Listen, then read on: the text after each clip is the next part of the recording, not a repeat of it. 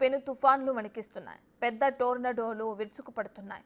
దుమ్ము ధూళితో కూడిన బలమైన గాలులతో ఆయా రాష్ట్రాల్లో 100కు పైగా కార్చిచ్చులు చెలరేగాయి. ప్రతికూల వాతావరణ పరిస్థితుల కారణంగా ఒక్క మిస్సోరీలోనే ఇప్పటివరకు 10 మంది చనిపోయారు. టెక్సాస్ పాన్ హ్యాండింగ్లోని అమరిల్లో కౌంటీలో మరో 3 ప్రాణాలు కోల్పోయారు. ఆర్కన్సాన్లోనూ 3 చనిపోగా 29 మందికి గాయాలయ్యాయి.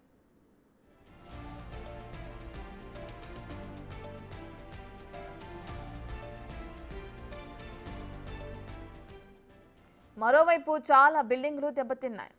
Alabama, Kentucky, Mississippi, Tennessee, Illinois, Indiana, Texas, Tennessee రాష్ట్రాలకు ఇంకా టోర్నడోల ముప్పు పొంచి ఉందని జాతీయ వాతావరణ సేవల విభాగం హెచ్చరికలు జారీ చేసింది. కెనడా సరిహద్దు నుంచి టెక్సాస్ వరకు గంటకు 130 కిలోమీటర్ల వేగంతో గాలులు వీచే అవకాశం ఉందని అంచనా. Oklahoma, Missouri, New Mexico, Texas, కాన్సన్లలో గాలుల వల్ల కార్చిచ్చులు చెలరేగుతున్నాయి. ఇక దీంతో ప్రజలను కొన్ని ప్రాంతాలను ఖాళీ చేయిస్తున్నారు. మిన్నెసోటా, సౌత్ డకోటాలోని కొన్ని ప్రాంతాలకు మంచు తుఫాన్ హెచ్చరికలు జారీ చేశారు. అయితే మార్చి నెలలో ఇలాంటి వాతావరణ పరిస్థితులు సాధారణమైనప్పటికీ ఈసారి తీవ్రత ఎక్కువ ఉందని నిపుణులు చెబుతున్నారు.